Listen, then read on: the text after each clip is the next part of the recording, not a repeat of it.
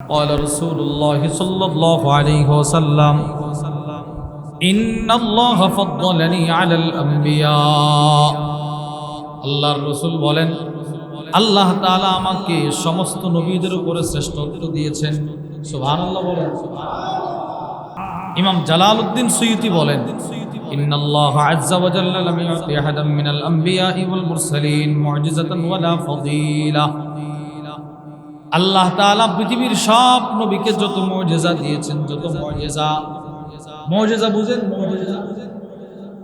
আশ্চর্য বস্তু বিষয় আল্লাহ তাআলা নবীদের হাত থেকে বের করেছেন, নবীদের মাঝখান থেকে বের করেছেন, নবীদের মাধ্যমে প্রকাশ করেছেন। ইমাম জালালউদ্দিন সুয়ুতি রাহিমাহুল্লাহ বলেন যত নবীকে আমি আল্লাহ যত মুজিজা দিয়েছি একাই সব মুজিজা একসাথে আল্লাহ তাআলা আমাদের নবীকে দান করেছেন। কিছু দৃষ্টান্ত হযরত মুসা আলাইহিস সালাতু ওয়াস সালামের একটা মুজিজা ছিল, উনি পাথরে আঘাত করছেন, পাথরের ভেতর থেকে আল্লাহ তাআলা 12টা পানির ঝর্ণা প্রবাহিত করে দিয়েছেন। আচ্ছা, আমাদের কারো কোনো ক্ষমতা আছে পাথর ইট টাইলসের ভিতর থেকে পানি বের করার ক্ষমতা কারো আছে এখানে? আমাদের কারো নাই। বলেন তো পাথরের ভিতর থেকে যিনি পানি বের করলেন তিনি কে? বলেন না কথা, কে? আল্লাহ। পাহাড়ের ঝর্ণা ওই পানি পাহাড়ের উপর থেকে পানি নাই, ওখানে কোনো সমুদ্র নাই, পুকুর নাই, এই পানি পড়তেছে তো পড়তেছে, আল্লাহ তাআলাই ব্যবস্থা করেছেন। আল্লাহ পাক মুসা আলাইহিস সালাতু ওয়াস সালামের লাঠির আঘাতে পাথর থেকে লক্ষ লক্ষ মানুষের পানির ব্যবস্থা করে দিয়েছেন। ওই রকম একটা মুজিজা আল্লাহ তাআলা আল্লাহর রাসূল সাল্লাল্লাহু আলাইহি সাল্লামের কাছ থেকেও প্রকাশ করেছেন। পার্থক্য, মুসা আলাইহিস সালাতু ওয়াস সালাম লাঠির মাধ্যমে পাথর থেকে পানি বের করছেন, আর আপনার নবী এতটাই শ্রেষ্ঠ যে আল্লাহ তাআলা রাসূলের 2টা আঙ্গুল থেকে শত শত হাজার হাজার সাহাবীর পানির ব্যবস্থা করছেন। বুখারী শরীফের وعن جابر بن عبد الله رضي الله تعالى عنهما قال হযরত জাবির ইবনে আব্দুল্লাহ রাদিয়াল্লাহু তাআলা আনহু থেকে বর্ণিত, তিনি বলেন আতিশান নাসু ইয়াউমাল হুদাইবিয়াহ, হুজুর সাল্লাল্লাহু আলাইহি সাল্লামের সাহাবারা হুদাইবিয়ার সন্ধির দিন সাহাবারা পিপাসার্ত হয়ে গেছে, পানি নাই, পিপাসায় কাতরাই গেছে, পানির কোনো ব্যবস্থা নাই। ফাজাহিশান নাসু নাহবাহু, সাহাবাদের জামাত গেলেন নবীজির কাছে, ক্বালু ইয়া রাসূলুল্লাহ, গিয়ে বলতে লাগলো হে আল্লাহর রাসূল, লাইসা ইনদানা মা, ওগো আল্লাহর নবী আমাদের কাছে কোনো পানি নাই, নাশরাব পান করার মতো কোনো পানি নাই, ওয়ালা নাতাওয়াদ্দা উযু করার মতো কোনো পানি নাই, পান করার মতো পানি নাই, উযু করার মতো পানি নাই। কেমনে উযু করব, কেমনে পানি পান না করে থাকবো মরুভূমিতে? রাসূল বললেন তো আমার কাছে আসছো কেন?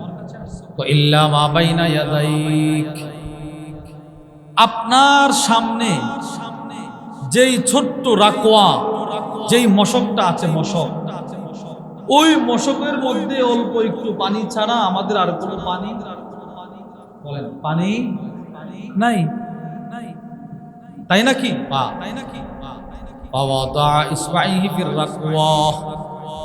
হুজুর সাল্লাল্লাহু আলাইহি ওয়াসাল্লাম নিজের বরকতি হাতটা সামনে থাকা সেই পান পাত্রের মাঝখানে রেখে দিলেন। ওই পান পাত্রে পানি ছিল অল্প। সাহাবী হযরত জাবির ইবনে আব্দুল্লাহ বলেন ফাজআলাল মাউ ইয়াসুরু বাইনা আসাবি'i কামসালিল উয়ুন, আমি তাকিয়ে দেখি হুজুর সাল্লাল্লাহু আলাইহি সাল্লামের আঙ্গুল মুবারক থেকে বড় বড় ঝর্ণার মতো পানি প্রবাহিত হচ্ছে। পানি বের হইতেছে, পানি, কোনো বিরতি নাই, পানি বের হইতেছে।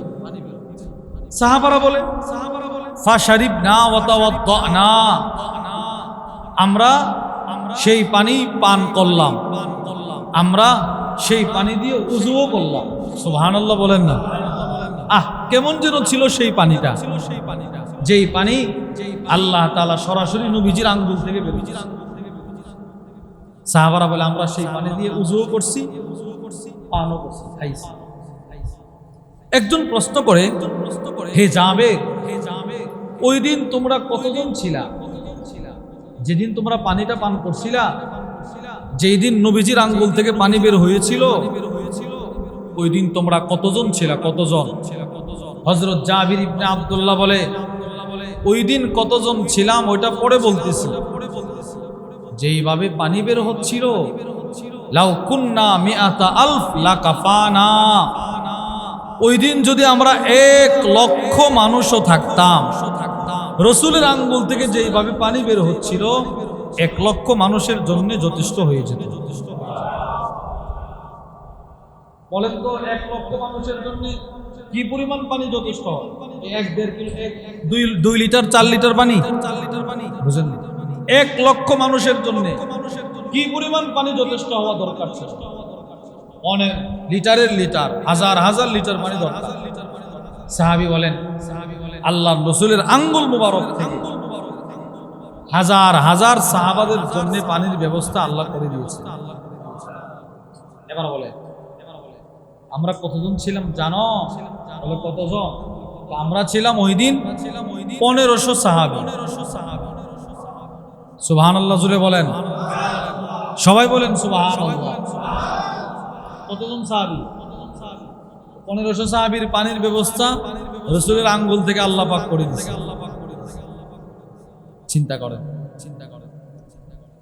এই হাদিস থেকে আমরা বুঝলাম হযরত মুসা আলাইহিস সালাতু ওয়াস সালামের একটা মুজিজা ছিল, উনি পাথর থেকে পানি বের করতেন। আর আমাদের নবীজির মুজিজা ছিল আল্লাহ তাআলা আমাদের রাসূলের সরাসরি আঙ্গুল থেকে, পাথর না, আঙ্গুল থেকে পানি বের করছে। দুনিয়ার নিজাম হলো যেই জিনিসটার মধ্যস্থতা যত কম, ওই জিনিসটার পাওয়ার তত বেশি। যেটার মধ্যস্থতা যত কম, আমি বলছি অমুক রে 100 টাকা দিয়ে দাও, এই 100 টাকা যদি 4 জনের হাত বদল হয় কিছু কম হয়। বড় একজন মন্ত্রী দিল একজনের কাছে, সে একটু কমাবে, এ দিল আরেকজনের কাছে, সে একটু কমাবে। মধ্যস্থতা যত কম হবে টাকাটা তত নিজের আপন জায়গায় থাকবে। হাদিসের সনদ, যে হাদিসটার সনদের রাবি অনেক বেশি, এটার তুলনায় বর্ণনাকারী আর রসুলের মাঝখানে যেটা রাবি কম, আগের জমানা, ওই হাদিসটার দাম বেশি। ঠিক ওই রকম যে মুজিজাটার মধ্যস্থতা যত বেশি, ওইটার তুলনায় যেটার মধ্যস্থতা কম, ওইটার দাম বেশি। আমাদের নবীজির প্রত্যেকটা মুজিজা মধ্যস্থতা ছিল কম, সরাসরি আল্লাহ তাআলা হয়তো নবীজির আঙ্গুল থেকে নতুবা নবীজির হাত মোবারক থেকে যে মুজিজা অন্য নবীর মধ্যস্থতায় প্রকাশ করতেন, সেটা আমাদের নবীজির শরীর থেকে সরাসরি প্রকাশ করতেন। দৃষ্টান্ত নম্বর 2, ওয়ান আব্দুল্লাহ ইবনে মাসউদ রাদিয়াল্লাহু তাআলা আনহু قال, হযরত আব্দুল্লাহ ইবনে মাসউদ রাদিয়াল্লাহু তাআলা আনহু থেকে বর্ণিত, তিনি বলেন, কুন্না মা রাসূলিল্লাহি সাল্লাল্লাহু আলাইহি ওয়াসাল্লাম ফি সাফার। আব্দুল্লাহ ইবনে মাসউদ বলেন, আমরা নবীজির সাথে এক সফরে ছিলাম। সফরে ফাকাল্লাল মা, হঠাৎ করে সফরে আমাদের পানি শেষ হয়ে গেল, পানি নাই, কিচ্ছু নাই। কোন সাহাবীর কাছে কোনো পানি নেই। আল্লাহর রাসূলের কাছে গিয়ে বললাম, নবীজি পানি নাই। আল্লাহর রাসূল বললেন, উতলুবু ফাদলাতাম মিম্মা। ঠিক আছে, পানি নাই তো? বলে না, নাই। তো তোমাদের যাদের কাছে যদ্দুর পানি আছে ওইটাই নিয়ে আসো। আমাদের বোতল থেকে পানি পান করার পর, জগ থেকে পানি পান করার পর অল্প পরিমাণ পানি জগের নিচে থাকে না, থাকে না? বলেন। নবীজি বলে, ওই পরিমাণ পানিটাই নিয়ে আসো। সাহাবারা খুঁজে খুঁজে অল্প পরিমাণ পানি নিয়ে আসছে। আল্লাহর রাসূল সাল্লাল্লাহু পড়েন না সাল্লাল্লাহু আলাইহি ওয়াসাল্লাম, সকলে আবার পড়েন সাল্লাল্লাহু আলাইহি ওয়াসাল্লাম। নবীজির নাম শুনলে দুরূদ পড়া। আমার শায়খ মুর্শিদ আরিফ বিল্লাহ হাকিমুন নফস আল্লামা মুফতি মুশতাকুন নবী কাসিম হাফিজাহুল্লাহ হুজুর বলেন, পৃথিবীর সব মানুষ এই মুহূর্তে পৃথিবীর মধ্যে দোয়া করতেছে, এরকম মানুষ আছে না? আচ্ছা, কোন জায়গায় না থাকো, বাইতুল্লাহর চতুর্দিকে মানুষ তওয়াফ করে আর দোয়া করে না? করে না? মনে করেন একজন চাইতেছে আল্লাহ আমার 10 লক্ষ টাকা লাগবে, একজন চাইতেছে আল্লাহ আমার 2টা বাড়ি লাগবে, আরেকজন চাইতেছে আল্লাহ আমার 5টা গাড়ি লাগবে। এইরকম 1 লক্ষ মানুষ তাদের 1 লক্ষ চাওয়া আল্লাহর কাছে চাইতেছে। এর বিপরীত একজন মানুষ দুরূদ শরীফ পড়তেছে। পড়েন আল্লাহুম্মা সাল্লি আলা মুহাম্মাদ ওয়া আলা আলি মুহাম্মাদ কামা সাল্লাইতা আলা ইব্রাহিম ওয়া আলা আলি ইব্রাহিম ইন্নাকা হামিদুম মাজিদ আল্লাহুম্মা বারিক আলা মুহাম্মাদ ওয়া আলা আলি মুহাম্মাদ كما باركت على إبراهيم وعلى آل إبراهيم إنك حميد مجيد। হুজুর বলেন 1 লক্ষ মানুষ একসাথে আল্লাহর কাছে দোয়া করতেছে, যার যেটা প্রয়োজন চাইতেছে, আর আরেকদিকে একজন মানুষ একবার দুরূদ শরীফ পড়ছে। তো আল্লাহ তাআলা ফেরেশতাদেরকে বলে, এই মানুষগুলো কি চাইতেছে? আল্লাহ বলে, এই মুহূর্তে কতজন মানুষ আমার কাছে চাইতেছে? আল্লাহ তো সব জানে। তো ফেরেশতারা বলে, আল্লাহ 1 লক্ষ মানুষ। এরা কি চায়? আল্লাহ কেউ সন্তান চাইতেছে, কেউ সম্পদ চাইতেছে, কেউ টাকা পয়সা চাইতেছে, এক একজন এক একটা চাইতেছে। তো আল্লাহ তাআলা বলেন, আমার যেই বান্দা এই মুহূর্তে আমার হাবিবের উপর একবার দুরূদ পড়ছে, 1 লক্ষ মানুষ সবাই মিলে যা চাইছে তার সবগুলো এই দুরূদ পড়নেওয়ালাকে দিয়ে দাও। আমরা তো দুরূদ পড়ি না। আমাদের জামিয়া রশিদিয়ার ফেনীর হযরতওয়ালা, ফেনীর জামিয়া রশিদিয়ার হযরতওয়ালা আল্লামা মুফতি শহীদুল্লাহ হাফিজাহুল্লাহ হুজুরের ছোট্ট একটা কিতাব আছে। ওই কিতাবের মধ্যে হুজুর লিখেছে, নানুপুর মাদ্রাসার মাওলানা শাহ জমিরউদ্দিন নানুপুরি রহিমাহুল্লাহ একদিন এক মাহফিলে যাইতেছে, মাদ্রাসার পাশেই মাহফিল, হেঁটে হেঁটে যাইতেছে, হেঁটে পায়ে হাঁটা যাইতেছে। তো সাথে যে খাদেম আছে, খাদেম বলতেছে, হুজুর যেইভাবে ধীরে ধীরে হাঁটতেছেন মাহফিল তো স্টেজে তো যথাসময়ে পৌঁছতে পারবেন না, হুজুর আরেকটু দ্রুত হাঁটলে কেমন হয়? তো হুজুর খাদেমকে বলতেছে, না আমি এখন যেইভাবে হাঁটতেছি ওইভাবেই হেঁটে হেঁটে মাহফিলে যাব, যদি পৌঁছতে পারি পৌঁছবো, না পৌঁছতে ওয়াজ করবো না, তবে আমার বিশ্বাস আল্লাহ আমাকে পৌঁছাবে। সুবহানাল্লাহ। আস্তে আস্তে হাঁটতেছে। তো খাদেম বারবার বলতেছে, হুজুর একটু দ্রুত হাঁটলে ভালো হবে, একটু দ্রুত হাঁটলে ভালো হবে, একটু দ্রুত হাঁটলে ভালো হবে। এক পর্যায়ে হুজুর বলে কি জানেন? হুজুর বলতেছে, শোনো, আমি একটা কদম দেওয়ার পর একবার আমার নবীর উপরে দুরূদ শরীফ না পড়ে সামনে আরেকটা কদম অগ্রসর হয় না। আমি একবার একটা কদম, এই যে একটা কদম দিয়েছি সাল্লাল্লাহু আলাইহি ওয়াসাল্লাম, এরপর আরেকটা কদম দিয়েছি। সুবহানাল্লাহ বলেন। দুরূদ কেমন পড়ছে বলেন? কি পরিমাণ পড়ছে দুরূদ? এবার হুজুরের খাদেমরে বলতেছে, শোনো, এই যে 50 বছর বয়সেও আমি হাঁটতে পারতেছি, হাইটা হাইটা মাহফিলে যাইতে পারতেছি, এখনো যে আমার শরীরে শক্তিটা আছে, এটা কিসের বরকতে জানো? বলে কিসের? তো আমার নবীর উপরে দুরূদ পড়ার বরকতে।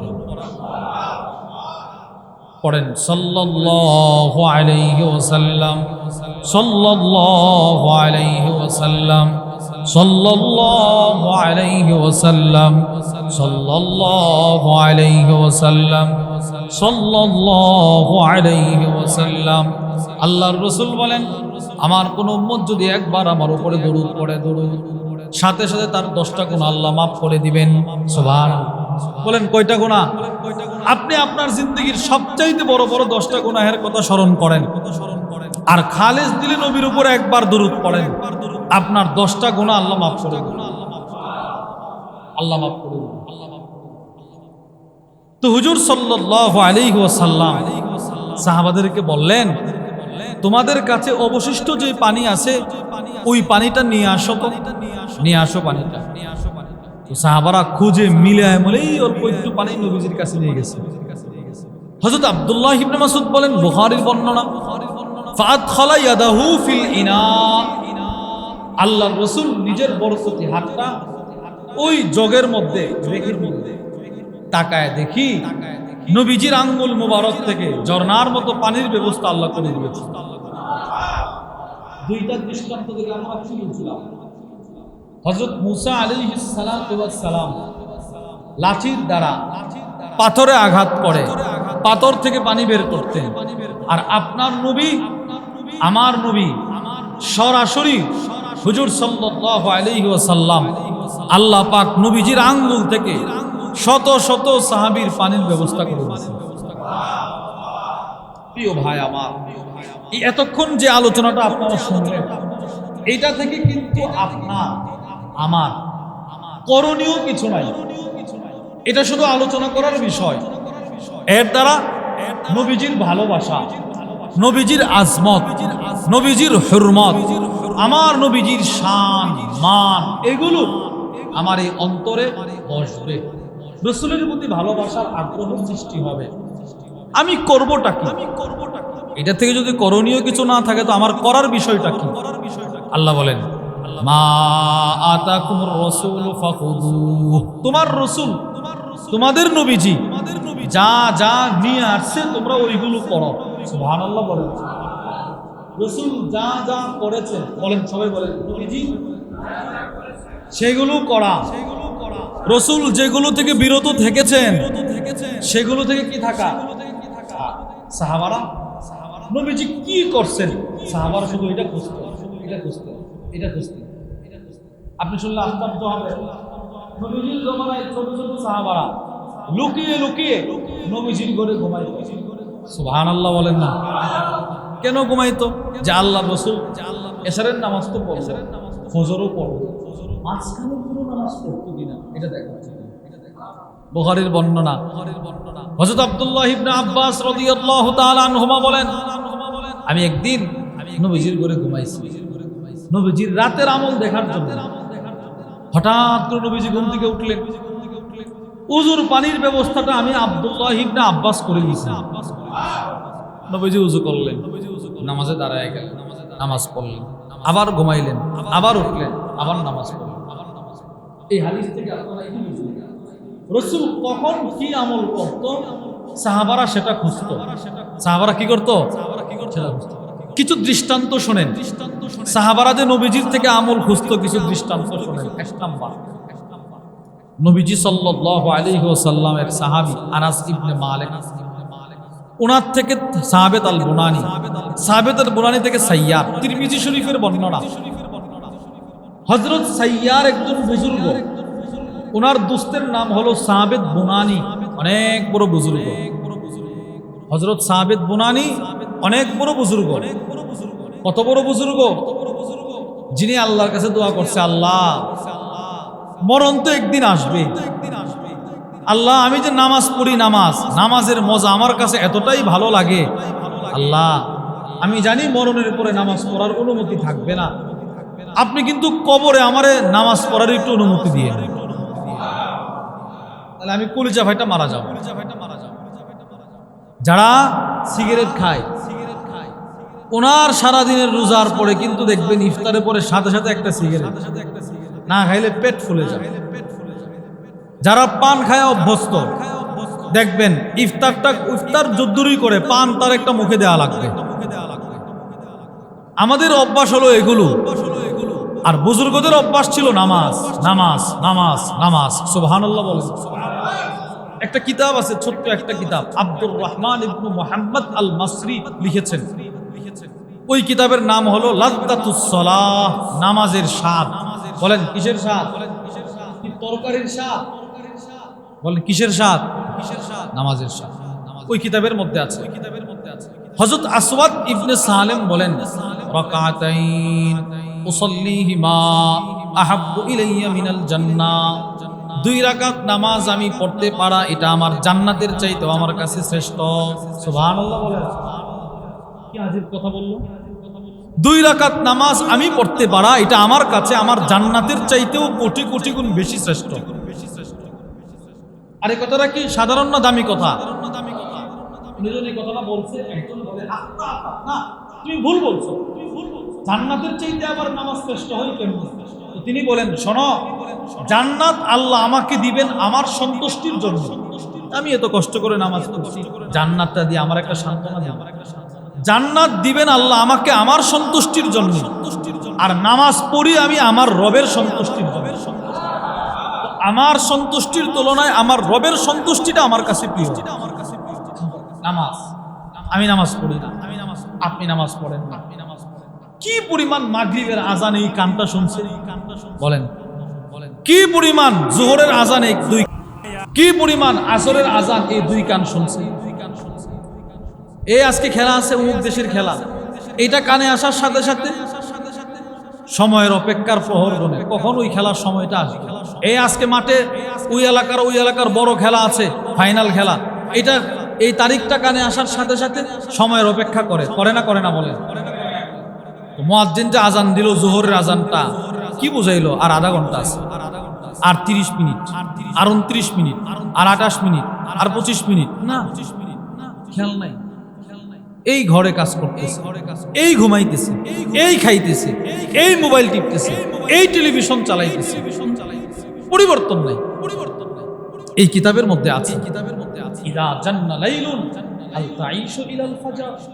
হে পৃথিবীর মানুষ, তুমি কি কখনো চিন্তা করেছো এই আজকে 1 অক্টোবরের 1 তারিখে সূর্য ডোবাটা আপনি দেখেছেন, আগামীকালকে অক্টোবরের 2 তারিখের সূর্যটা দেখতে পারবেন কিনা এর নিশ্চয়তা আছে?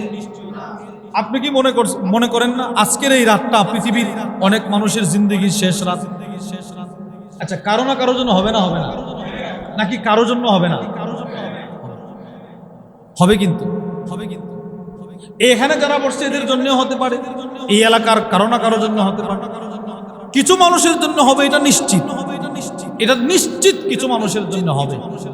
এই আজকের এশারের নামাজ পৃথিবীর বহু মানুষের জিন্দেগির শেষ এশারের নামাজ। আজকে এশারের আজানটা পৃথিবীর অনেক মানুষের জিন্দেগির শেষ এশারের আজান দিছে। আমাদের মাদ্রাসার পাশে আমাদের মহব্বতের এক ভাই ছিল, মনির ভাই, বিদেশে থাকতো। আমাদের মাদ্রাসার মাহফিলের সময় খুব কষ্ট করত, অনেক টাকা পয়সার ব্যবস্থা করত। তো বিদেশ থেকে বাড়িতে আসছে, ফ্যামিলি নিয়ে থাকছে, এই হয়তো 1-1.5 মাস পরে আবার চলে যেত। গত বুধবার, আজকে কি বার? বুধবার গেল, সেম গত বুধবারে, এই এমন এক বুধবারে এক এলাকায় মাহফিল হবে বৃহস্পতিবারে। ওই মাহফিলের চাঁদা 5,000 টাকা, মানে গত বছর মাহফিলে লিখাইছিল, ওইটা দিয়ে আসছে। আয়শা বাড়িতে ঘুমাইছে, এমন বুধবার রাত্রে ফজরের সময় মারা গেছে। সুস্থ মানুষ একসাথে ঘুমাইছে, মারা গেছে। আমি একদিন জুমার নামাজ পড়ানোর জন্য আমাদের মাদ্রাসা থেকে, যেখানে জুমার নামাজ পড়াই, আমি যখন মাদ্রাসায় পড়ি তখন আমার আব্বা অসুস্থ হওয়ার কারণে সেই ছাত্রের এই জালালাইন থেকে আমি জুমার নামাজ পড়ানো হতো। তো আমি একদিন আমাদের ব্রাহ্মণবাড়িয়া বেশি রোডে গেলাম, তাকিয়ে দেখি অনেক মানুষের ভিড়। তো এক সিএনজিতে উঠছি, সিএনজিওয়ালা বলতেছে, হুজুর দুনিয়াটা আসলে কিছুই না। বললাম, ভাই কি হয়েছে, ভিড় কেন? হুজুর ঢাকা থেকে একটা বাস, আমাদের ব্রাহ্মণবাড়িয়া ঢাকা একটা বাস চলাচল করতো, রয়্যাল কোচ। ওই বাসে করে একজন মানুষ আসবে বাড়িতে, 2 জন এক সিটে বসছে। একজন বাসের সিটেই মারা গেছে। তার সাথে যে সিট, ওই লোকের বক্তব্য হলো যে সে ঢাকা থেকে উঠছে, ফল টল নিয়ে উঠছে, পরিবার ফ্যামিলির জন্য অনেক কিছু নিয়ে উঠছে, ব্যাগ নিয়ে। নরসিংদী বরাবর আসার পর ওই লোকটা তার কাঁধে মাথা দিছে, বাম পাশে। তো তিনি চিন্তা করলেন লোকটা হয়তো হুশ করে আসছে, ক্লান্ত দুর্বল, ঠিক আছে ভাই তো একটু ঘুমাক, সমস্যা নাই, ডাক দিব না। এখন বিষ্ণুর আইসা তো ডাকতেছে, ভাই উঠেন, আমি নেমে যাব, উঠেন, আমি নেমে যাব, উঠেন। এই লোক আর উঠে না। তো সেই একটু ধমক দিয়ে বলতেছে, এই মিয়া, দূরের জার্নি করবেন, একটু ঘুমায় আসতে পারেন না, এইকে ধমক দিছে। তো সে সরাসরি সিট থেকে নিচে পড়ে গেছে। ডাক্তার চেক আপ করে দেখে না, সে আর পৃথিবীতে না। হাল তাইশু ইলাল ফাজার, তুমি কি কল্পনা করেছো যে তুমি ফজরটাও দেখবে আজকে? হে মানুষ, তুমি কি কল্পনা করেছো আজকে মাগরিব হলো, তোমার রাতটা গেছে তোমার উপর দিয়ে, ফজরটা তুমি দেখবা না। ওয়াকাম মিন ফাতা ইউসবিহু ওয়া ইউমসি লাহিয়া, এই কিতাবের মধ্যে আছে বহু যুবক, বহু যুবতী উদাসীনতায়, উদাসীন ভাবে নিজের সকাল, নিজের বিকেল কাটাই দিছে। কোনো কাজ নাই, আম্মা আব্বারও কোনো কথা শোনে না, গুরুজনদেরও কোনো কথা শোনে না, আল্লাহর কথা তো শুনেই না, নামাজ পড়ে না, ইবাদত করে না। অথচ ওয়াকাদ নুসিজাত আকফানুহু ওয়া হুয়া লা ইয়াদরি, ওই যুবক, ওই যুবতীর কাপড়ের কাপড় বাজারে প্রস্তুত, সে জানে না। আচ্ছা, আমাদের এই মিরপুর, মাধবপুর, কোম্পানিগঞ্জ বাজারে কাপড়ের দোকানে কাফনের কাপড় বিক্রি করে না? করে না। যিনি কাফনের কাপড় বিক্রি করে তারও কিন্তু আশা থাকে, এলাকায় একজন মারা গেছে, কাফনটা তো আমার কাছ থেকে 2-4 টাকা আমার লাভ হবে। ওই লোক কিন্তু দোকানটা খুলে বসে আছে। আপনি মৃত্যুবরণ করলে এই মসজিদের খাটিয়া প্রস্তুত, প্রস্তুত না? প্রস্তুত না বলেন? মসজিদ যখন নির্মাণ চলে, মসজিদ যদ্দূরে হয়েছে, বাস সকলে মিলে বসে খাটিয়া একটা আয়না পেল, কারণ কখন কে মারা যায় বলা যায় না, খাটিয়া প্রস্তুত। যেই মাঠে আপনার জানাজা হবে ওই মাঠও প্রস্তুত, যিনি আপনার জানাজা পড়াইবেন তিনিও প্রস্তুত, যারা আপনার কবর খনন করবে তারাও প্রস্তুত। 1 ঘন্টার ভিতরে সুন্দর কবর খনন করে ফেলে, সব প্রস্তুত। যাকে নিয়ে এত কিছু, সেও প্রস্তুত। বলেন সে কি? তার নামাজ নাই, তার জিকির নাই, তার তাসবিহ নাই, তার ইস্তেগফার নাই, আযান শোনার পরেও তার দিলটা গলে না। কে আমাকে ডাকতেছে? আল্লামা ইমাম ইবনুল কাইয়্যিম রাহিমাহুল্লাহ বলেন, মসজিদে আসার গতি যার যেমন হবে, জান্নাতে যাওয়ার গতি তার তেমন হবে। সবাই বলেন তো, মসজিদে আসার গতি বলেন না, যার যেমন, বলেন মসজিদে আসার গতি যার, এবার জান্নাতে যাওয়ার গতি তার তেমন। এবার বলেন, আমাদের এই এলাকায়, আপনাদের এই মিরপুরে ফজরের সময় পুরো মসজিদ কি ভরে? কয়েকজন, 1-1.5-2 কাতার, 10 জন। আচ্ছা এবার বলেন, এই এলাকায় কি শুধু 2 কাতারের মানুষ আছে না আরো আছে? তো আমাদের মসজিদে আসার গতি কেমন? 0ও না, 0% না, মাইনাস হয়ে যাবে। এজন্যে আমার কাফন প্রস্তুত, আমার সব কিছু প্রস্তুত, আমিও প্রস্তুত। ওয়াকাম মিন আরুসিন যায়্যানুহা লিজাওজিহা ওয়াকাদ কুবিদাত আরওয়াহুহুম লাইলাতাল কদরি, বহু স্বামী নতুন বিবাহ করবে, নববধূর জন্য সে নিজেকে কি পরিমাণ সাজসজ্জায় ব্যস্ত রাখতেছে। বহু স্ত্রী নতুন বিবাহ বন্ধনে আবদ্ধ হবে, আপন স্বামীর জন্য নিজেকে কি পরিমাণ সাজসজ্জায় ব্যস্ত রাখতেছে। ইনি বলেন, অথচ ওই স্বামী স্ত্রীর জান কবজের ফায়সালা লাইলাতুল কদরে হয়ে আছে বিবাহের আগের দিন। এরকম হয় না? বিবাহ ঠিক হইছে, যেদিন বিবাহ এর আগের দিন স্বামীটা মারা গেছে, বিবিটা মারা গেছে, অথবা বিবি আনতে গেছে বাড়িতে, বরযাত্রী গেছে, রোড অ্যাক্সিডেন্ট করে মারা গেছে। এরকম হয় না? এজন্যে আমল দিয়ে নিজের জিন্দেগি সাজানো। বলেন কি দিয়ে ভাই? কখন? মৃত্যুর পরে না এখন? বলেন এখন, বলেন কখন? বলেন এখন। এখন আমার জিন্দেগি সাজাতে হবে এখন, এই মুহূর্তে। হযরত সাহাবারা নবীজির জিন্দেগি থেকে আমল শিখছেন।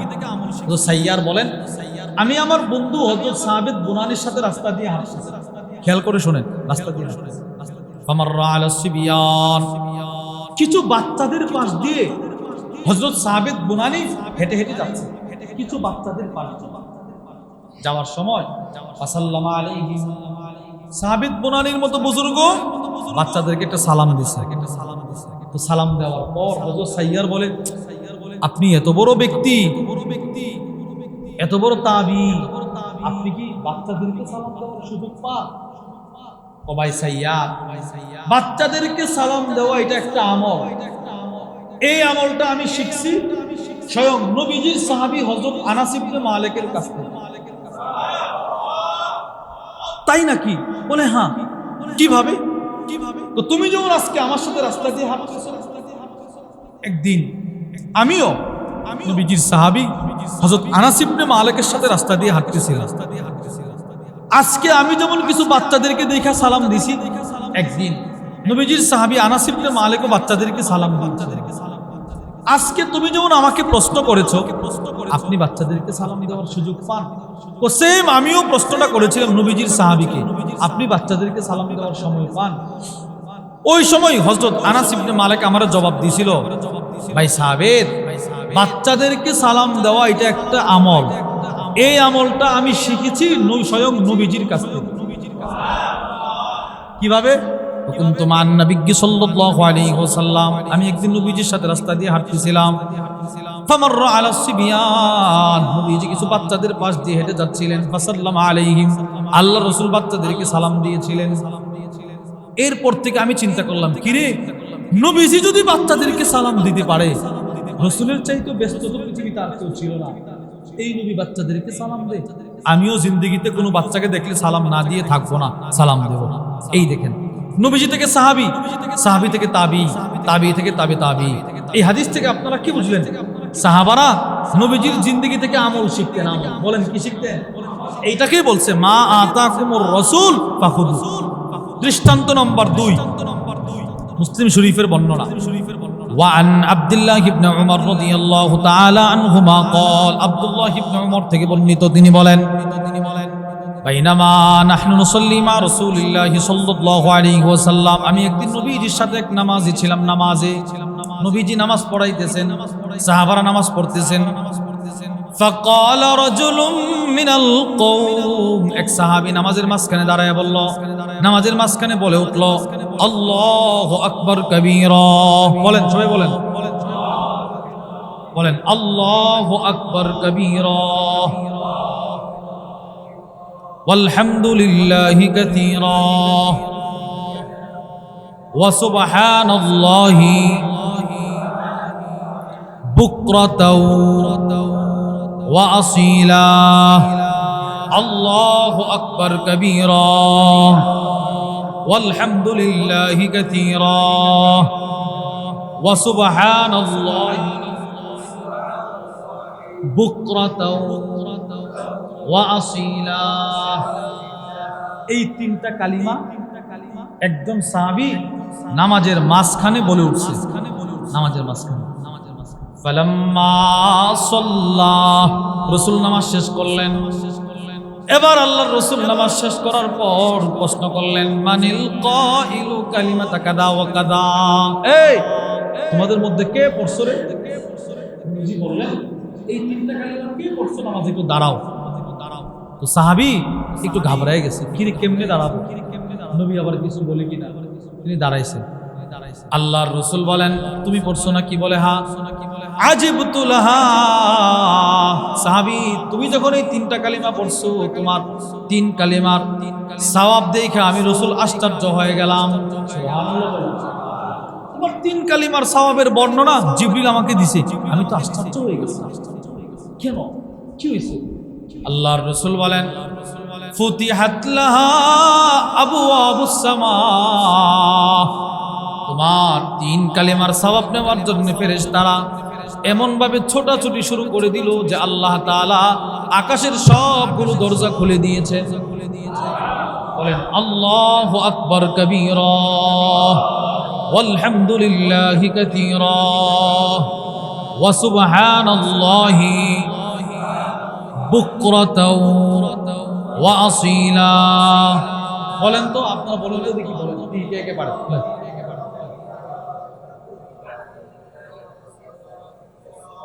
সবাই বলেন আল্লাহু আকবার কাবীরা।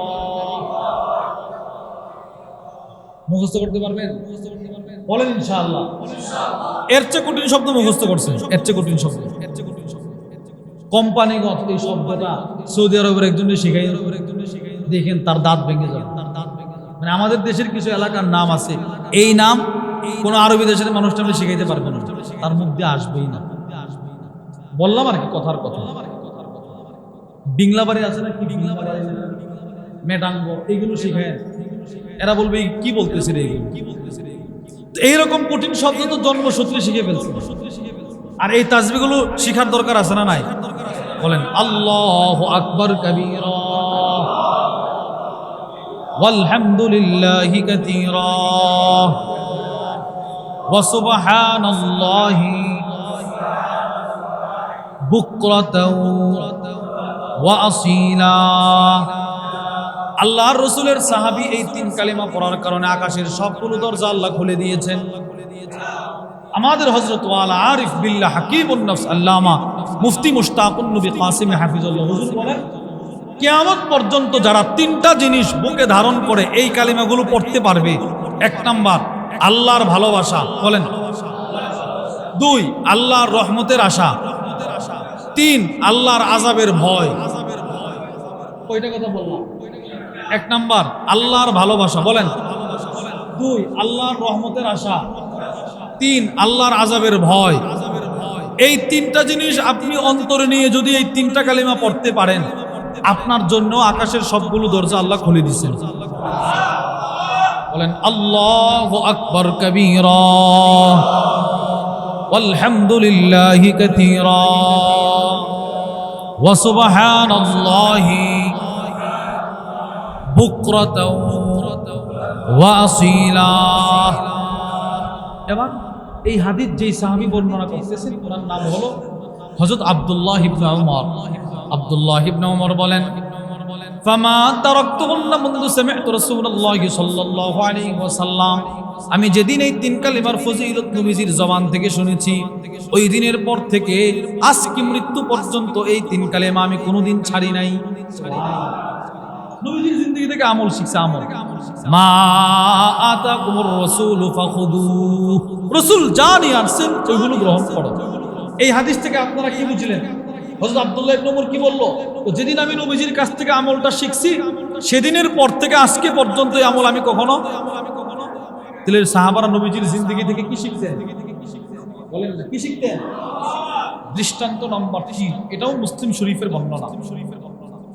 وعن علي بن أبي طالب رضي الله تعالى عنه قال, হযরত আলী ইবনে আবি তালিব থেকে বর্ণিত, তিনি বলেন, আন্না ফাতিমা আতাতিন নবী সাল্লাল্লাহু আলাইহি ওয়াসাল্লাম তাসআলুহু খাদিমা। নবীজি সাল্লাল্লাহু আলাইহি ওয়াসাল্লামের কলিজার টুকরা মেয়ে হযরত ফাতেমা একদিন নবীজির কাছে গেলেন, গিয়ে বললেন, আব্বাজান, ঘরের কাজ করতে করতে ক্লান্ত হয়ে যায়, কিছু খাদিম দিলে উপকার হতো, উপকার কিছু খাদিম। এক বর্ণনায় আছে রাসূলের বিবি আম্মা জান আয়েশা আস-সিদ্দিকা রাদিয়াল্লাহু তাআলা আনহার কাছে এই দরখাস্তটা করে আসছে। আরেক বর্ণনায় আছে স্বয়ং নবীজির কাছে। রাসূল বললেন, যাও, আমি তোমার বাড়িতে আসব। রাত্রিবেলা যখন ঘুমের প্রস্তুতি নিচ্ছিলেন, ঠিক এমন সময় নবীজি হযরত আলী রাদিয়াল্লাহু তাআলা বাড়িতে গিয়ে আওয়াজ করতেছে, সুবহানাল্লাহ বলেন। দরজা খুলছে, আলী রাদিয়াল্লাহু তাআলা তাকায় দেখুন, কি রে, নবীজি আমার ঘরের মেহমান। সাথে সাথে ঘরে নিচ্ছে। হযরত আলী বলেন, আল্লাহর রাসূল আমি আর ফাতেমার মাঝখানে বসে। সুবহানাল্লাহ বলেন। মাঝখানে বৈশা নিজের মেয়েরে বলে, মা, খাদেমের জন্য আপনার কাছে। জি আব্বু। আচ্ছা মা, আমি কি তোমাকে হাজার হাজার খাদেমের চাইতেও শ্রেষ্ঠ একটা ইবাদত কি বলে দিব, আমল বলে দিব? জি আব্বু বলেন। শোনো, তুমি আমার মেয়ে, বাপ হিসেবে তুমি মেয়েকে একটা দামি আমল দিচ্ছি। তুমি যখন মা সব সারাদিনের কাজ শেষ করে রাত্রে ঘুমাইতে যাইবা, ঘুমানোর পূর্বে 33 বার তুমি পড়বা সুবহানাল্লাহ সুবহানাল্লাহ সুবহানাল্লাহ সুবহানাল্লাহ সুবহানাল্লাহ সুবহানাল্লাহ সুবহানাল্লাহ। কতবার কি পড়বো? কি বলেন? আল্লাহর রাসূল বলেন মুতাহমাদিনাল্লাহ ইনদা মানামিকি সালাসু ওয়া সালাসিন মা, আর 33 বার পড়বা আলহামদুলিল্লাহ। পড়েন আলহামদুলিল্লাহ আলহামদুলিল্লাহ। আর 34 বার করবা আল্লাহু আকবার আল্লাহু আকবার আল্লাহু আকবার আল্লাহু আকবার আল্লাহু আকবার। তাহলে প্রথম 33 বার সবাই বলেন, এরপরের 33 বার, এরপরের 34 বার। আমার প্রশ্ন, হুজুর পড়লে লাভ কি?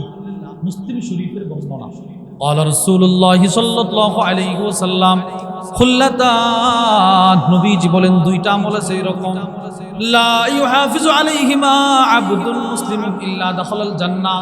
আমার যে উম্মত ওই দুইটা আমলকে হেফাজত করতে পারবে তার ঠিকানা শুধুই মাত্র জান্নাত। তার ঠিকানা কি? আমলগুলো দেখেন, রাসূল বলেন আমলগুলো বড় সহজ। এক নাম্বার, প্রত্যেক ফরজ নামাজের পরে 10 বার সুবহানাল্লাহ বলেন। বলেন কয়বার? আর 10 বার আলহামদুলিল্লাহ, আর 10 বার আল্লাহু আকবার। তাহলে প্রত্যেক ফরজ নামাজের পরে প্রথম 10 বার, এরপরের 10 বার, এরপরের 10 বার, তাহলে মোট কত হলো? 30 বার। এবার ফজরের পরে 30 বার, জোহরের পরে 30 বার, আসরের পরে 30 বার, মাগরিবের পরে 30 বার, এশারের পরে 30 বার। এবার হলো 5টা 30, 5 30-এ 150 বার। আল্লাহর রাসূল বলেন আমার উম্মত মুখে উচ্চারণ করবে 150 বার, মিজানের পাল্লায় আল্লাহ উঠায় দিবেন 1500 বার। সুবহানাল্লাহ। এটা 1 নম্বর পুরস্কার।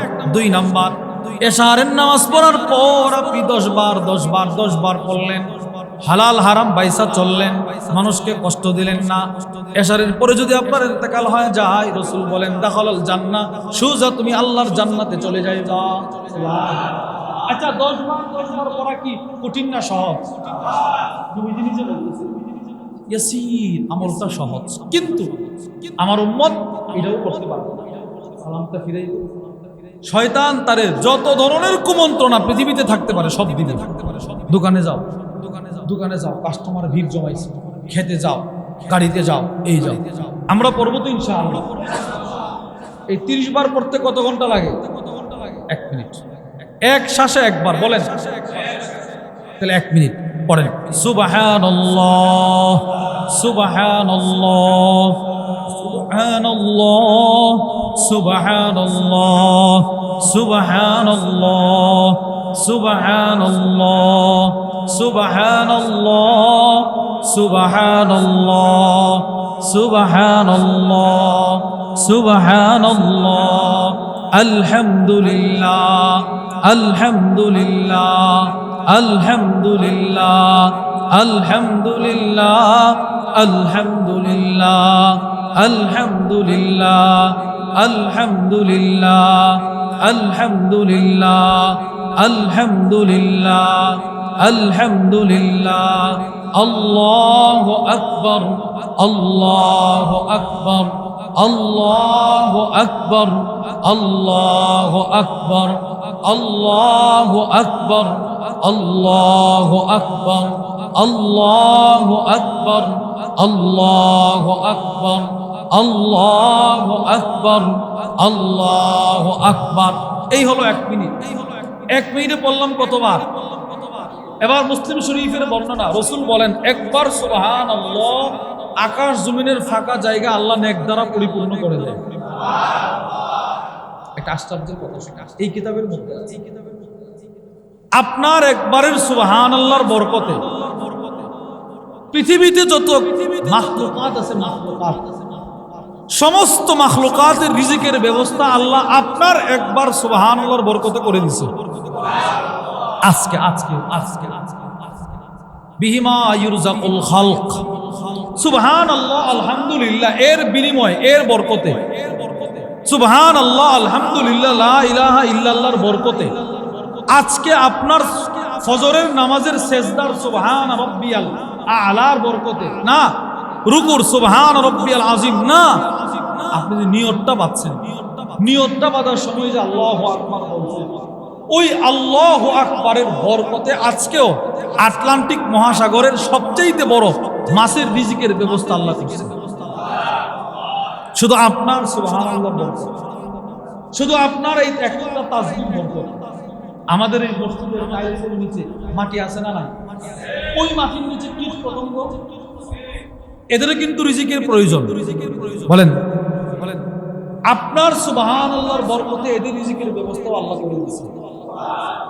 পাখিগুলো সকালবেলা বাসা থেকে খালি পেটে বের হয়েছে, সন্ধ্যাবেলায় এদেরকে উদর পরিপূর্ণ করে পেট ভরে বাসায় ফিরিয়েছেন আল্লাহ আপনার ফজরের নামাজের বরকতে। তাহলে এই তাসবিহগুলো পড়ার দরকার আছে না নাই? বলেন যে কি পরিমাণ পড়া দরকার ছিল, বলেন। আর আর কি পরিমাণ পড়তেছি? পড়ি না আমরা, পড়বো তো ইনশাআল্লাহ।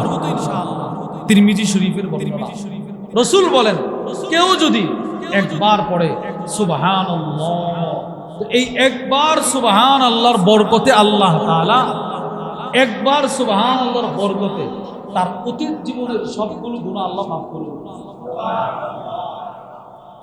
যদিও তার গুনাহ সমুদ্রের ফেনা পরিমাণ হয়। এখন কথা হলো হুজুর, আমরা তো দৈনন্দিন কতবারই করতেছি না, ওই তিনটা জিনিস অন্তরে রাখা পড়া। আমার সমস্ত ইবাদত, আমাদের শায়েখ দামাত বারাকাতুম বলেন, বান্দার সমস্ত ইবাদত হবে তিন জিনিসকে সামনে নিয়ে: আল্লাহর ভালোবাসা, আল্লাহর রহমতের আশা, আল্লাহর আযাবের ভয়। বলেন বলেন, এক নম্বর কার ভালোবাসা? 2 আল্লাহর রহমতের, 3 আল্লাহর ভয়। এই তিন জিনিস সামনে নিয়ে নামাজ, এই তিন জিনিস সামনে নিয়ে নামাজ। আমি নামাজ পড়বো কেন? আমি আমার মালিককে ভালোবাসি। আমি বাড়িতে যাই কেন? আব্বারে ভালোবাসি, আম্মাকে ভালোবাসি। তো আমি মসজিদে আসবো কেন? আমি মসজিদ যার ঘর তাকে ভালোবাসি। এবার আমি নামাজ পড়বো রহমতের আশায়, জান্নাতের আশায়। আমি নামাজ পড়বো জাহান্নাম থেকে বাঁচার আশায়, আল্লাহর আযাবের ভয়ে। আমি রোজা রাখবো কেন? আল্লাহর ভালোবাসায়, আল্লাহর রহমতের আশায়, আল্লাহর আযাবের ভয়ে। আমি হজ করবো কেন? আল্লাহর ভালোবাসায়, আল্লাহর রহমতের আশায়, আল্লাহর আযাবের ভয়ে। এবার বলেন তো, আমি সুবহানাল্লাহ পড়বো কেন? আল্লাহর রহমতের আশায়, আল্লাহর আযাবের ভয়। তিনটা শব্দ মুখস্থ করেন সবাই। 1 নাম্বার, 2 নাম্বার, 3 নাম্বার। 1 নাম্বার আল্লাহর ভালোবাসা, 2 আল্লাহর রহমতের আশা, 3 আল্লাহর আযাবের ভয়। আমার প্রত্যেকটা ইবাদতের সামনে এই তিনটা জিনিস থাকতে হবে। তিনটা জিনিস থাকলে ইবাদতটা ইবাদত হবে। ইবাদত একটা হলো আদত, আদত অভ্যাস হয়েছে, অভ্যাস। নামাজ পড়তে পড়তে একটা অভ্যাস হয়ে গেছে আর কি পড়তেছি এটাও জানি না। আল্লাহ দাঁড়াইলেই সূরা ইখলাস, সূরা ইখলাস। আমি আরো সূরা পারি, শুধু সূরা ইখলাসটাই কেন? সূরা অভ্যাস হয়ে গেছে। আল্লাহ না, তিনটা জিনিস সামনে রাখ। আমি নামাজ পড়তেছি, আল্লাহর ভালোবাসা। তো আল্লাহর রাসূল বলেন, ফাতেমা তুমি যদি 33 বার 33 বার পড়ো, তোমার মুখে উচ্চারণ হবে 100 বার। 33 বার 33 বার 34 বার হবে 100 বার। মিজানের পাল্লায় উঠবে 1000 বার। এই রাত্রে মারা গেলে জান্নাত। সুবহানাল্লাহ। এবার আসেন, এই কথাটা বলছেন নবীজি। কাকে বলছেন? মেয়েকে। বলেন না, কাকে বলছেন? মেয়ের স্বামী শুনছে না? শুনছে না। এবার হযরত আলী রাদিয়াল্লাহু তাআলা আনহু কি বলে জানেন? হযরত আলী রাদিয়াল্লাহু তাআলা আনহু বলে, ফামা তারাকতুহুন্না মুনযু সামি'তু রাসূলুল্লাহি সাল্লাল্লাহু আলাইহি ওয়াসাল্লাম। আল্লাহর কসম, যেদিন থেকে আমি রাসূলুল্লাহ সাল্লাল্লাহু আলাইহি ওয়াসাল্লামের কাছ থেকে, যেদিন থেকে আমি এই হাদিসটা শুনছি, সেদিনের পর থেকে আজকে পর্যন্ত এই আমলটা আমি কখনো ছাড়ি নাই। মানে রাত্রে ঘুমানোর আগে 33 বার 33 বার 34 বার, এটা আমি ছাড়ি নাই। একজন প্রশ্ন করল, সিফিনের যুদ্ধে তো আপনি ছিলেন এক দলের সেনাপ্রধান, লিডার ছিলেন, ওই যুদ্ধের ময়দানেও কি আপনি পড়ছেন? এই আমলগুলো করছেন, করার সুযোগ পাইছেন? আপনারা কি মনে করেন? যুদ্ধ যখন চলে তখন যিনি প্রধান থাকে সে বুঝি খুব আরামে থাকে? কি টেনশনে থাকে? তো সাহাবারা একজন প্রশ্ন করলো, আপনি কি ওই যুদ্ধের রাত্রিতেও পড়ছেন? এই আমলটা করছেন? হযরত আলী ইবনে আবি তালেব বলে, আমি যুদ্ধের প্রত্যেকটা রাত্রেও এই আমলটা ছাড়ি নাই। তিনটা দৃষ্টান্ত থেকে আপনারা কি বুঝলেন? মা আতাকুমুর রাসূল ফাখুযু, রাসূল যা নিয়ে এসেছেন, রাসূল যা করতে বলছেন, সাহাবারা তা করছে না করছে না বলেন? এবার নবীজির কাছ থেকে আমরা আমল শিখব, নিজের আবেগ দিয়ে আমল শিখব না। নিজের আবেগ বলেন, নিজের কি দিয়ে? অনেক কিছু দেখতে সুন্দর করা যাবে না, দেখতে হবে রাসূল করছে কিনা, সাহাবারা করছে কিনা, অথবা নবীজির মৌন সম্মতি আছে কিনা। নবীজি কিন্তু আবেগ দিয়ে ইবাদত করতে নিষেধ করছেন। মুসলিম শরীফের বর্ণনা, হযরত আনাস ইবনে মালিক রাদিয়াল্লাহু তাআলা আনহু থেকে বর্ণিত, তিনি বলেন, সাহাবাদের এক জামাত রাসূলুল্লাহ সাল্লাল্লাহু আলাইহি ওয়াসাল্লামের কাছে আসছে, নবীজি বাড়িতে আসছে, সাহাবাদের এক জামাত। এই হাদিসের ব্যাখ্যায় আছে তিনজন সাহাবা। বলেন কয়জন আসছে? وعن الله تعالى عنه قال أن نفرا من أصحاب النبي صلى الله عليه وسلم سألوا أزواج رسول الله صلى الله عليه وسلم عن عمله في السر। সাহাবাদের এক জামাত এসে বলতেছে, ওগো আম্মা জান, নবীজি নাই ঘরে, বিবিদেরকে প্রশ্ন করছে যে আল্লাহর রাসূল গোপনে গোপনে কি আমল করে, একটু যদি বলতেন। নবীজি গোপনে গোপনে কি আমল করে? তো আম্মা জানেরা বলল, রাসূল তো গোপনে গোপনে অনেক আমল করে। আমলের বর্ণনা শুই না সাহাবারা আশ্চর্য হয়ে গেছে। কিরে নবীজি বুঝি এত আমল করে, আমরা তো কিছুই করতে পারি না। আমরা যে সাহাবী, নবীজি রাসূলের তুলনায় তো কিছুই করতে পারি না, অথচ নবীজির আগের গুনাহ মাফ, পরের গুনাহ মাফ। সুবহানাল্লাহ বলেন। নবীজির আগের গুনাহ কি, পরের গুনাহ কি? এই নবীজি এত আমল করে, আমরা তো তুলনায় কিছুই করতে পারি না। সাহাবারা বলে কিছুই করতে পারে না, অথচ সাহাবা একরামের মধ্য থেকে তিনজনের একজন বলে উঠল, ওয়াকালা বা'দুহুম লা আতাযাওয়াজু নিসা, আমি আজকের পর থেকে আর বিবাহ করব না, বিবির সাথে থাকবো না। মসজিদে নববীতে গিয়ে নিজের জীবন, নিজের যৌবন, পুরাটা ইবাদত করতে করতে কাটায় দিতে। কত সুন্দর কথা! আমি আজকের পর থেকে আর স্ত্রীর সাথে থাকবো, বিবাহ করব, শুধু ইবাদত করব, শুধু ইবাদত। কথাটা কি খারাপ না সুন্দর? সুন্দর না কথাটা? আমি ইবাদত করব, ইবাদত। দ্বিতীয়জন কি বলে জানেন? ওয়াকালা বা'দুহুম লা আকুলু লাহা, আমি আজকের পর থেকে আর খাবার খাবো না, গোশত খাবো না, রোজা রাখবো, রোজা দিনে রোজা রাখবো, রাত্রে ইবাদত করব, দিনে রোজা রাত্রে ইবাদত, ইবাদত। এটাও সুন্দর। তৃতীয়জন কি বলে জানেন? ওয়াকালা বা'দুহুম লা আনামু আলা ফিরাশ, আমি আজকের পর থেকে আর বিছানায় পিঠ লাগায়া ঘুমাবো না, সারাটা রাত দাঁড়ায় দাঁড়ায় নামাজ পড়ে, নিজের জীবন যৌবন পুরাটাই ইবাদত করে করে কাটায়। তিনজনের তিনটা কথা। একজন বলে আমি আর বিবাহ করব, আরেকজন বলে আমি আর খাবার খাবো না, শুধু রোজা রাখবো, আরেকজন বলে আমি আর ঘুমাবো না, রাত দিন শুধু ইবাদত করব, যা ইবাদত করে করে মারা যাবে। তিনজনের এই তিনটা কথা বলে চলে গেছে। এই কথাগুলো হুজুর সাল্লাল্লাহু আলাইহি সাল্লামের বিবিগণ, আমাদের আম্মা জানেরা শুনছে। শোনার পর নবীজি বাড়িতে আসছেন। আল্লাহর রাসূল সন্ধ্যায় যখন ঘরে আসছেন,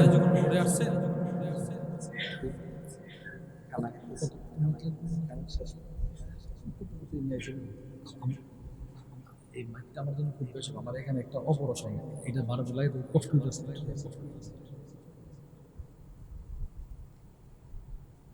তো হুজুর সাল্লাল্লাহু আলাইহি সাল্লাম যখন বাসায় আসলেন, তিনও সব বিবিরা গিয়ে বলতেছে, ইয়া রাসূলুল্লাহ, আপনার তিনজন সাহাবী আসছে।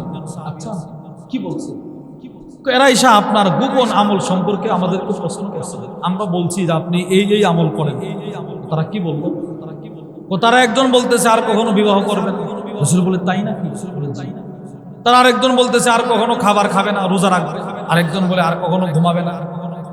নবীজি কষ্ট পাইছে। আল্লাহর রাসূল ওনাদেরকে ডাকাইলেন, সমস্ত সাহাবাদেরকে ডাকাইলেন, ডাকায় বলতেছেন, মা বালু আকওয়াম, মানুষের কি হলো? আলু কাদা ওয়া কাদা। এই সাহাবাদের কি হলো? কেউ বলে আর কখনো খাবার খাবে না, কেউ বলে আর বিবাহ করবে না, কেউ বলে আর বিছানায় পিঠ লাগায় ঘুমাবে না। তারা কি আমি নবীকে দেখে না? আমি রাসূল বিবাহ করেছি, করতেছি, আমি খাবারও খাই, রোজাও রাখি, ঘুমাই, নামাজও পড়ি, সুবহানাল্লাহ বলেন। তো তারা কি আমার চেয়ে বেশি ইবাদত করবে? না, এটা মোটেও কাম্য নয়, এটা উচিত নয়। এই যে দেখেন, এই হাদিসে আপনারা কি বুঝলেন? নবীজি আবেগে ইবাদত করতে কি করছে? সতর্ক করছে। আপনিও ইবাদত করতে গিয়ে নিজের আবেগ ব্যবহার করা যাবে। ইসলাম যা দিয়েছে তাই, এর বাহিরে যাওয়ার সুযোগ নাই, বাহির থেকে কিছু ভিতরে ঢুকানোর কোনো সুযোগ। এই আয়াতের ব্যাখ্যায় তাফসীরে তাইসিরুল কারীমির রহমান ফি তাফসীরি কালামিল মান্নান আল্লামা আব্দুর রহমান ইবনে নাসির আস-সাদি রাহিমাহুল্লাহর বিখ্যাত তাফসীরের কিতাব, ওটার মধ্যে আছে হাদা শামিলুন লিউসুলিদ দ্বীন ওয়া ফুরুই যাহিরিহি ওয়া বাতিনি। এই একটা আয়াত, মা আতাকুমুর রাসূলু ফাখুযুহু ওয়া মা নাহাকুম আনহু ফান্তাহু। এই একটা আয়াত ইসলামের যতগুলো বিধান আছে প্রকাশ্য ও প্রকাশ্যে, যতগুলো বিধান প্রকাশ্য ও প্রকাশ্য, বাহ্যিক অভ্যন্তরীণ সবগুলো বিধান এই আয়াতের মধ্যে আল্লাহ পাক ঢুকায় দিয়েছে। নতুন করে আমার কোনো বিধান ঢুকানোর কোনো অনুমতি নাই, বের করারও কোনো অনুমতি, আরে বলেন না, কোনো অনুমতি আছে? আচ্ছা বলেন তো, দিনে রাতে মুসলমানের উপরে নামাজ ফরজ কয় ওয়াক্ত? সবাই বলেন। আচ্ছা, এখন নামাজ দামি ইবাদত না দামি ইবাদত না? দামি। এখন যদি কেউ মনে করে নামাজ তো দামি ইবাদত, আমার শরীরেও শক্তি আছে, এশারের পর থেকে তো ফজরের নামাজটা অনেক বেশি লেট, আমি মাঝখানে আরেকটা নামাজ পড়ি, হবে? কেন? মা আতাকুমুর রাসূলের অন্তর্ভুক্ত নাই। নবীজি 5 ওয়াক্ত নামাজই পড়ছেন ফরজ হিসেবে, এখানে আমি 6 ওয়াক্ত পড়ার কোনো অনুমতি, কোনো স্বাধীনতা, কোনো প্রয়োজন নাই। হজ ফরজ হলে একবার বাস, এখানে বারবার না। আমার টাকা আছে অনেক, আমি তো হজের সময় হজ করব, রমজানে গিয়ে হজের নিয়তে হজ করব, শাওয়াল মাসেও হজের নিয়তে হজ করব, হবে? আমাদের উলামা ইকরাম সতর্ক করছে, এক ব্যক্তি মসজিদে নববী থেকে ইহরাম বাঁধছে, উমরা করবে। ইমাম মালিক রাহিমাহুল্লাহ বলেন, কি ভাই তুমি এখান থেকে যে ইহরাম বাঁধলে, ওইটা নবীজির মসজিদ, এখান থেকে ইহরাম বাঁধলে সওয়াবটা বেশি হবে। সওয়াব কি হবে? আচ্ছা, মদিনা থেকে না উমরা করতে গেলে একটা নির্ধারিত জায়গা আছে, মিকাত, ওখানে বাঁধলে না কেন? নবীজিটা থেকে বাঁধলে সওয়াব বেশি। ইমাম মালিক বলে, ও আচ্ছা, যেই সওয়াবটা নবীজি অর্জন করতে পারে না সেটা তুমি অর্জন করছো। নবীজি এই সওয়াবটা বুঝে না, তুমি বুঝছো। আমি কোনো ইবাদত এখন ইসলামে নতুন করে প্রবেশ করানো মানে এই ইবাদতটা নবীজি জানে না, এই ইবাদত সম্পর্কে রাসূলের জ্ঞান ছিল না, নাউজুবিল্লাহ বলেন না, নবীজি বুঝে নাই, আমি বুঝছি না। প্রিয় ভাই আমার জিন্দেগি প্রত্যেকটা ইবাদত হবে কোরআন সুন্নাহকে সামনে রেখে। বলেন কি সামনে রেখে? বলেন কোরআন সুন্নাহকে সামনে রেখে। হুজুর সাল্লাল্লাহু আলাইহি ওয়াসাল্লাম বলে গেছেন, আমার পরে অনেক ফিতনার আবির্ভাব হবে, তোমরা দুইটা জিনিসকে সামনে রাখবে, 1 নাম্বার কোরআন, 2 নাম্বার সুন্নাহ। বলেন 1 নাম্বার কি? 2 নাম্বার কি? সুন্নাহ। কোরআন সুন্নাহ সামনে নিয়ে চলবা, তোমাকে কোনো ফিতনা আক্রমণ করতে পারবে না। আর কোরআন সুন্নাহ ছেড়ে দূরে চলে যাইবা, তুমি ধ্বংস হয়ে যাবে। তাহলে 1 নাম্বার, মা আতাকুমুর রাসূলু ফাখুযু, আল্লাহর রাসূল যা নিয়ে আসছেন সেগুলো গ্রহণ করা। বলেন ইনশাআল্লাহ, বলেন না ইনশাআল্লাহ। 2, ওয়া মা নাহাকুম আনহু ফান্তাহু, আল্লাহর রাসূল যেগুলো থেকে আমাদেরকে বিরত থাকতে বলছেন, বিরত রেখেছেন, নিজেও বিরত থেকেছেন, ওইগুলো থেকে বিরত থাকা। বলেন ওইগুলো থেকে কি থাকা ভাই? বিরত থাকা। আচ্ছা বলেন তো, নবীজি গান শুনছে কখনো? বলেন না। নবীজি কখনো কারো জমিন আত্মসাৎ করছে? নবীজি কখনো ঘুষ খাইছে, সুদ খাইছে? নাউজুবিল্লাহ। আমিও সেগুলো করা যাবে না। কেন? মা নাহাকুম আনহু ফান্তাহু, রাসূল যেগুলো থেকে বিরত থাকতে বলছেন সেগুলো থেকে আমাকে বিরত থাকতে হবে, এটা করা যাবে না। সাহাবারা নবীজি যা থেকে বিরত থাকছেন, যেইভাবে বিরত থেকেছেন, দুইটা কথা, রাসূল যা থেকে বিরত থেকেছেন, বলেন যেইভাবে বিরত থেকেছেন হুবহু সাহাবারা তা থেকে সেইভাবে বিরত থাকছেন। একটা দৃষ্টান্ত শোনেন, আবু দাউদ শরীফের বর্ণনা। হযরত নাফি রাহিমাহুল্লাহ বলেন, আন্না আব্দুল্লাহ ইবনে উমর সামিআ মিজমারা, হযরত আব্দুল্লাহ ইবনে উমর একবার রাস্তা দিয়ে হাঁটার সময় গানের আওয়াজ ওনার কানে আসছে। গানের আওয়াজ কিসের আওয়াজ ভাই? গানের আওয়াজ। ফাওয়াদা ইসবাইহি আলা উযুনাই, তিনি তার দুইটা হাত দিয়ে তার দুইটা কান বন্ধ করে দিয়েছেন। সুবহানাল্লাহ বলেন। এ আজকেও দেখছি আমাদের ব্রাহ্মণবাড়িয়া বিশ্বর প্রায় আপনার 15 থেকে 20 কিলোমিটার রুট জ্যাম, একদম বন্ধ, গাড়ি চলে না, এত খারাপ অবস্থা। তো দেখতেছি ওই জ্যামের মধ্যে বাসে বসে বসে যাত্রীরা হেডফোন দিয়ে দিয়ে কি শুনতেছে আল্লাহ জানে। তবে লেবাস শুরুতে যা বুঝলাম গান শুনতেছে। সাহাবী গান যেন কানে না ঢুকে কানের মধ্যে হাত দিছে। আর আমরা নবীজির উম্মত, কেউ যেন না শুনে, আমার গান শুনতে হবে, হেডফোন দিয়ে দিয়ে গান শুনে। নাউজুবিল্লাহ বলেন। চিত্রটা কত ভয়ঙ্কর। এবার হযরত আব্দুল্লাহ ইবনে ওমর গান বন্ধ করছে। ওয়ানা আনিত তরিক, অনেক দূরে গেছে। দূরে গিয়ে বলতেছে, এ নাফে হাল তাসমাউ শাইআ, গানের আওয়াজ কি শোনা যাইতেছে? তুমি কি গানের আওয়াজ এখন শুনতেছো? ও না, গানের আওয়াজ তো শোনা যায় না। ফারাফা ইসবাইহি মিন উযুনাই, এবার উনি ওনার দুইটা কান, ওনার দুইটা হাত দুই কান থেকে এভাবে সরাইছে। সরায়া বলতেছে, শোনো, আমি একদিন নবীজির সাথে ছিলাম, আজকে যেমন তুমি আমার সাথে। ফাসামিআ মিসলা হাদা ফাসানাআ মিসলা হাদা, আমি রাসূলকে দেখেছি, নবীজি সাল্লাল্লাহু আলাইহি ওয়াসাল্লাম, নবীজির কানে গান আওয়াজটা আসার আগে আগেই নবীজি তার দুই হাত মোবারক দিয়ে নবীজি সাল্লাল্লাহু আলাইহি সাল্লাম নিজের দুইটা কান মোবারক বন্ধ করে দিয়েছিলেন।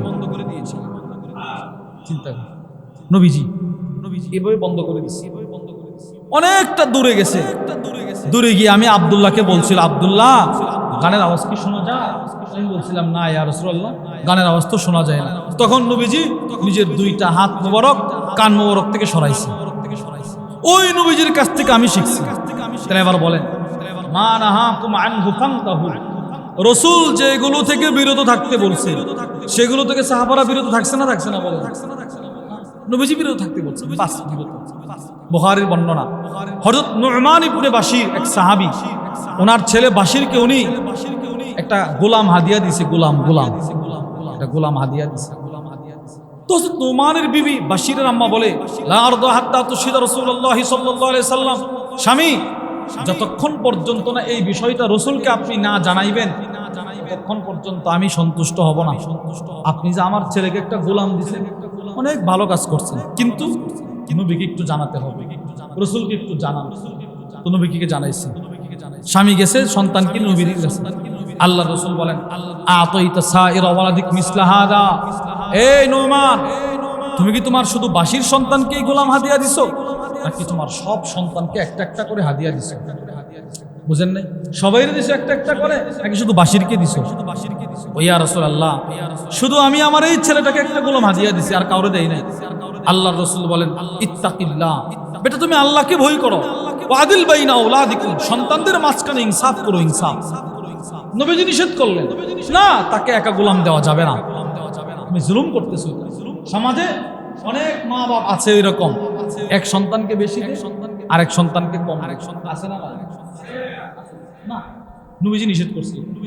তিরমিজি শরীফের বর্ণনা, আল্লাহর রাসূল বলেন, ইন্না রাজুল লা ইয়ামাল ওয়াল মারআ বিতাআতিল্লাহি 60 সানা, অনেক নারী, অনেক পুরুষ, অনেক নারী 60টা বছর আল্লাহর ইবাদত করবে। কয় বছর বলেন? মৃত্যুর আগ মুহূর্তে ওসিয়ত করতে গিয়ে জুলুম করবে, এক সন্তানকে বেশি দিবে, আরেক সন্তানকে কম দিবে। এই একটা জুলুম করার কারণে আল্লাহর রাসূল বলেন, ফাতাজিবু লাহুমান নার, ওই মা বাবার জন্য জাহান্নাম ওয়াজিব হয়ে যাবে। নাউজুবিল্লাহ বলেন। এক ছেলে আপনাকে কিছু করছে, আরেক ছেলে করে নাই, যে করে নাই তার শাস্তি সে দুনিয়াতে পাবে, এটা আখিরাতে তো আছে। আপনি সমান সমান করে দিবেন। আপনি একটু কম বেশ করবেন, দেখবেন আপন মায়ের পেট থেকে আপন দুইটা ভাই একই উঠানে ছোটবেলায় খেলাধুলা করছে, একসাথে ঘোরাফেরা করছে, কিন্তু বাবার বেইনসাফির কারণে এক উঠানের মাঝখানে দেওয়াল, এক ভাই আরেক ভাইয়ের চেহারা দেখে। এরকম সমাজে আসে না? এই ভাই যদি এই মসজিদে নামাজে আসে তো ওই ভাইটা এই মসজিদে আসে না, সে আরেক মসজিদে যায়। সেই বাজারে গেলে সে আরেক বাজারে যায়, সেই দোকানে বসলে সে আরেক দোকানে বসে। এরকম আসেনি? কেন? ওই যে নবীজি নিষেধ করছে। আল্লাহর রাসূল বলে, হে নুমান, তুমি তোমার সন্তানদের মধ্যে ইনসাফ করো, কাউকে বেশি দিও না, সকলকে সমান সমান দাও, সকলকে সমান সমান দাও। তুমি একজনকে বেশি দিলা, আরেকজনকে কম দিলা, তুমি জুলুম করলা, জুলুম। মা নাহাকুম আনহু ফান্তাহু, রাসূল নিষেধ করলেন। সাহাবী সঙ্গে সঙ্গে বাড়িতে আইসা যে সন্তানদের যেটা হাদিয়া দিছিল সাথে সাথে হাদিয়াটা নিয়ে নিছে। না, মাফ করো বাবা, তোমাকে এটা আমি দিতে পারবো না, আমার নবীজি নিষেধ করছে। তাহলে এই আয়াতে আমরা দুইটা অংশ পাইলাম। মা আতাকুমুর রাসূলু ফাখুদু, আল্লাহ আল্লাহর রাসূল যা নিয়ে আসছে সে অনুযায়ী আমল করব। বলেন ইনশাআল্লাহ, নিয়ত করেন ইনশাআল্লাহ। নবীজি 5 ওয়াক্ত নামাজ পড়ছে, আমরা পড়বো ইনশাআল্লাহ। রাসূল নামাজের পরে তাসবিহাত পড়েছে, আমরা পড়বো ইনশাআল্লাহ। তাসবিহগুলো পড়বেন। এই তাসবিহগুলো আমাদের শায়েখ দামাত বারাকাতুম বলেন, সুবহানাল্লাহ, আলহামদুলিল্লাহ, লা ইলাহা ইল্লাল্লাহ। তাসবিহ শুধু আপনার না, আপনার প্রজন্মের পর প্রজন্মের রিজিকের দুয়ার খুলে দিবে, রিজিকের দুয়ার খুলে দিবে। ওমা নাহাকুম আনহু ফান্তাহু, যত ধরনের অশ্লীল কাজ আছে, বেহায়াপনা আছে, ওইগুলো থেকে নিজে বিরত থাকবেন, নিজের সন্তানকে বিরত রাখবেন, নিজের ছেলেকে বিরত রাখবেন, নিজের মেয়েকে বিরত রাখবেন। আল্লাহ আমাদের সকলকে তৌফিক দান করেন। এজন্য আল্লাহ তাআলা কুরআনুল কারীমে সূরাতুল হুজুরাতের মধ্যে বলেন, সর্বশেষ কথা, ইয়া আইয়ুহাল্লাযীনা আমানু লা তুকদ্দিমু বাইনা ইয়াদাইল্লাহি ওয়া রাসূলি ওয়াত্তাকুল্লাহ ইন্নাল্লাহা সামিউন আলীম। হে পৃথিবীর ঈমানদারগণ, তোমরা আল্লাহ আল্লাহর রাসূলকে ডিঙ্গিয়ে আগে বাইরা আল্লাহ আল্লাহ রাসূলের সামনে গিয়ে কোনো কিছু করবা না, কোনো কিছু করবা না। এর মানে আল্লাহ আল্লাহ রাসূলের পক্ষ থেকে যে ইবাদতটা যেভাবে দেওয়া হয়েছে ওইটাই পালন করো, কম বেশি করবা না। এই আয়াতের ব্যাখ্যায় আছে, কোনু কাল মালাইকা, পৃথিবীর মানুষ তোমরা সকলেই ফেরেশতাদের মতো হয়ে যাও। বলেন কাদের মতো? আত-তাফসীরুল ওয়াদিহ একটা কিতাব আছে, সুন্দর একটা কিতাব, 3 খণ্ডের কিতাব। ওই কিতাবের মধ্যে আছে ফেরেশতাদের মতো হয়ে যাও। আল্লাহ কেন বললেন? আর এই আয়াতের মধ্যে কেন ব্যাখ্যা করা হলো ফেরেশতাদের মতো হয়ে যাও? ও ফেরেশতারাই এমন এক জাতি, লা ইয়াসবিকুনাহু বিল কওলি ওয়া হুম বিআমরিহি ইয়ামালুন, যেই ফেরেশতারা আল্লাহ পাক যেই ফয়সালাটা যাকে যে সময় করে দিয়েছেন ওই সময়ের পর থেকে কোনো ফেরেশতা আজ পর্যন্ত এই ফয়সালার বাইরে যায় নাই। দৃষ্টান্ত, জাহান্নামের ফেরেশতা আছে না নাই? তো যেদিন আল্লাহ পাক জাহান্নামের ওই ফেরেশতাকে বানাইছেন সেদিন থেকে দায়িত্ব দিয়েছেন, এই আজকে পর্যন্ত ওই ফেরেশতা কখনো বলে নাই আল্লাহ কত জাহান্নামের ডিউটি করবো, একটু জান্নাতের গেটের সামনে নিয়ে দেন না, সেটা বলে নাই। এটা বলে নাই। আমার কাঁধে যেই ফেরেশতা সেও কখনো বলে নাই আল্লাহ এখান থেকে একটু ডিউটিটা পাল্টাইয়া দেন না, একটু উন্নত ডিউটি দেন না, না, এগুলো বলে নাই। লা ইয়াসবিকুনাহু বিল কওলি ওয়া হুম বিআমরিহি ইয়ামালুন। আল্লাহ বলেন তারা আল্লাহর আদেশের বাহিরে যায় না, আল্লাহর আদেশ যখন যেটা তারা ওইটাই পালন করে। অতএব প্রিয় ভাই আমার, আল্লাহ তাআলার যে আদেশ যখন যেটা ওইটাই পালন করা, ওইটার মধ্যেই কল্যাণ, ওইটার মধ্যেই আপনার খায়ের নিহিত রয়েছে। নামাজ পড়া এটা কার আদেশ? বলেন না, কার আদেশ? কয়ক্ত বলে না সবাই? কয়ক্ত? 5 ওয়াক্ত নামাজ পড়া, এটা আল্লাহর আদেশ, এটা আল্লাহর আদেশ। এবার আমি শুধু জুমা পড়লাম, জুমা, আপনি তো জুমা পড়লেন, এক জুমা থেকে আরেক জুমা, মাঝখানে 1 ওয়াক্ত নামাজও পড়লেন না। আচ্ছা, এই 8 দিনকে আল্লাহ আপনার রিজিকের ব্যবস্থা করে দিয়েছেন। আল্লাহ যদি বলতো তুমি আমার শুধু জুমা দিছো, যাও আমি শুধু তোমার জুমার রিজিকটা দেবো, তাহলে আমার অবস্থা কি হইতো? আল্লাহ পাক কিন্তু আমাদের সবকিছু দিতেছেন, হিসাব কিন্তু হবে। সুম্মা লাতুসআলুন্না ইয়াওমা ইযিন আনিন নাঈম, হিসাব কিন্তু একদিন হবে। আমার জিন্দেগির পরিপূর্ণ জিন্দেগির হিসাব হবে, কেমনে কি কাটাইছি সবগুলোর হিসাব আল্লাহ পাক টেনে টেনে নিবেন, টেনে টেনে নিবেন। সব তো লেখা আছে। একটা হাসরের ময়দানে একটা কি বলে আমল নামার খাতা খোলা হবে।